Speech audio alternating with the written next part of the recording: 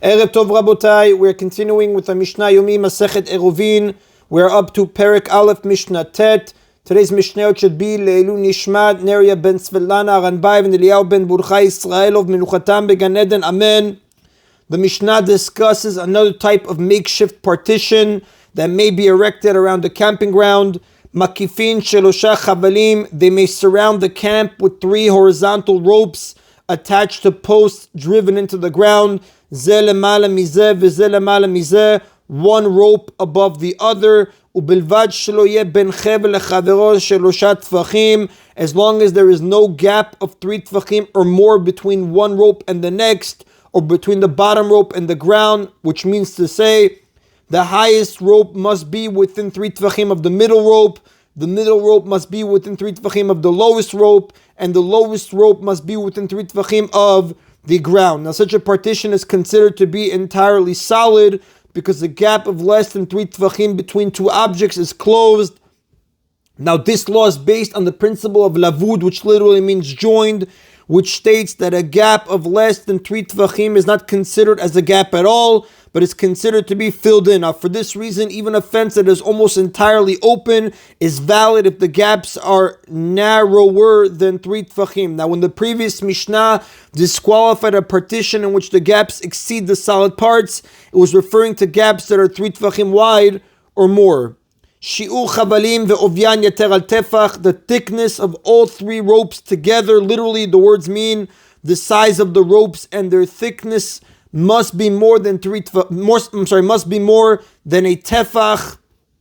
Kidei sheyeh kol 10 tvachim, so that the total height of the fence is at least 10 tvachim, which is the minimum height of a partition. Like we said, the gaps between adjacent ropes and the gap between the lowest rope and the ground must each be less than 3 tvachim, making a total of a bit less than 9 tvachim. Therefore, the combined thickness of all the ropes must be a bit more than 1 tefach in order to give the partition a total height of 10 tvachim. Again, Shi'ur chavalim ve'ovyan yater al tefach, the thickness of all 3 ropes together must be more than a tefach, kidei sheyeh kol 10 tvachim, so the total height of the fence is at least 10 tefachim. And that is in Rabotai of Mishnah Tet. Mishnah Yomi now discusses a third type of makeshift partition that may be constructed around the camping ground. Makifin bakanim. They may surround the camp with vertical posts driven into the ground without any horizontal ropes. Ubilvad shelo yeh ben kaneh lechavro shelosha tvachim. As long as there is no gap of 3 tvachim between one post and the next. If all adjacent posts are within 3 tvachim of each other, the partition is valid even though it's almost entirely open, because spaces narrower than 3 tvachim are not halachically viewed as gaps based off the concept, the law of lavud. Now, the partition mentioned in Mishnah Tet, which was horizontal ropes, and the ones mentioned here, vertical ropes, are inferior to regular partitions. Now, the commentators explain these partitions are inferior. They're, so to speak, worse because they consist of only horizontal parts, such as ropes, or only vertical parts, such as posts, and they are mostly open. Now, although the principle of lavud allows us to view gaps narrower than 3 tvachim as closed, the physical reality is that they are open. Now, a partition that has both vertical and horizontal parts forming a crisscross pattern is not considered inferior, even if most of it is open, provided the gaps are narrower than 3 tvachim. Now, also, a partition that is mostly closed is not inferior, even if all its parts are only vertical or only horizontal. Now, the Mishnah records a machloket, a dispute, as to the circumstances in which these inferior partitions may be used. Bashayara dibru divrei Rabbi Yehuda.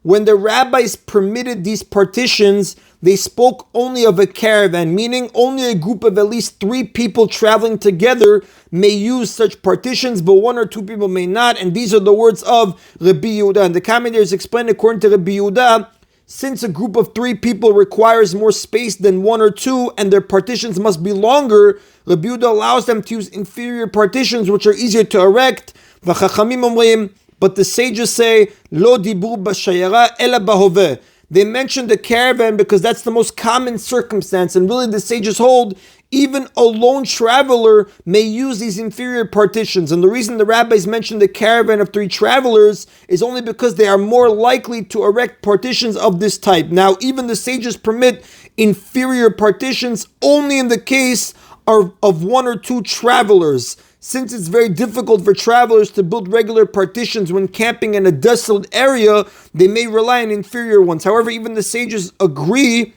people who are staying in an inhabited area must construct regular partitions. Their leniency was only in the case of 1 or 2 travelers.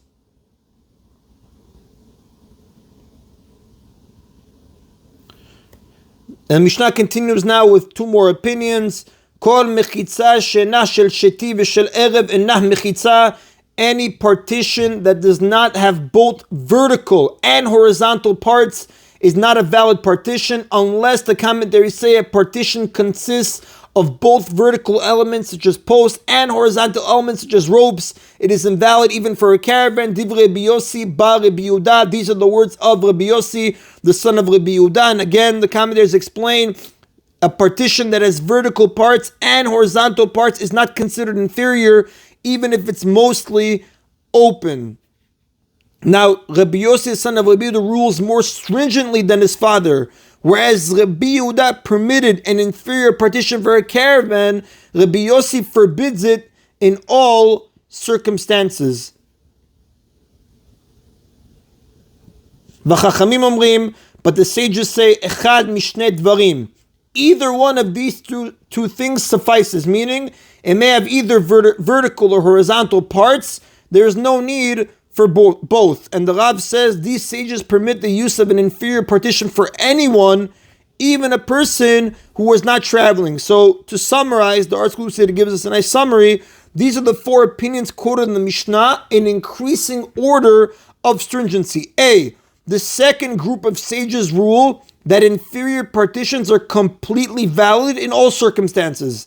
B, the first group of sages permit them only for travelers. C, Rabbi Yehuda limits their use to a caravan of at least 3 travelers. And D, Rabbi Yossi bar Rabbi Yehuda, the son of Rabbi Yehuda, holds that they may not be used at all.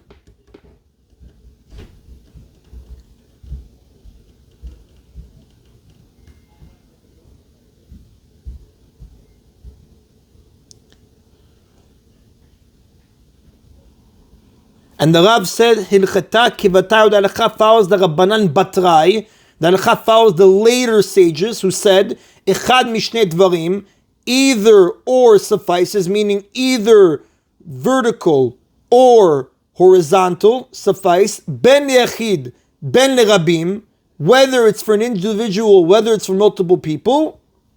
Ben b'derech, ben b'yishuv, whether they're travelers, or whether they're in their regular settlements. Vilcheta kivatayu, the Rav says that Halacha follows this last group of sages. Now, the Mishnah continues, having discussed the leniency that according to some Tanaim is granted for a traveler's camp, the Mishnah lists leniencies that apply in another type of camp. Arba'at dvarim patru b'machaneh. The rabbis granted exemptions from 4 laws to soldiers stationed in a military camp during war.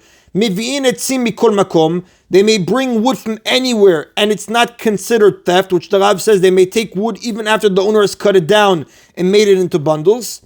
Ufturim melchitzat yadayim. They are exempt from having to wash their hands before eating bread.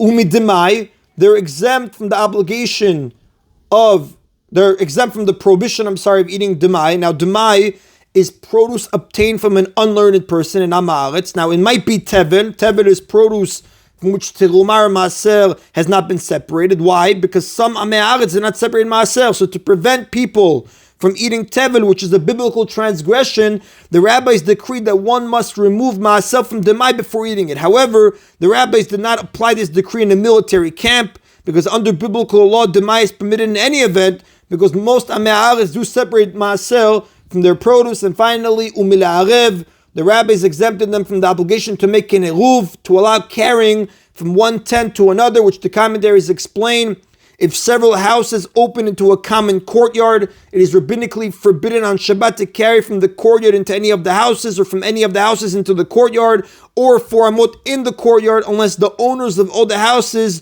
join in a Eruvin chatzerot. Now the same should apply to carrying from one tent to another in an enclosed military camp, but the rabbis were lenient and permitted carrying in such a camp even if it lacks an Eruvin chatzerot. And that is in Rabotai of today's Mishna Yomi. Baruch Adonai Leolam. Amen v'amen.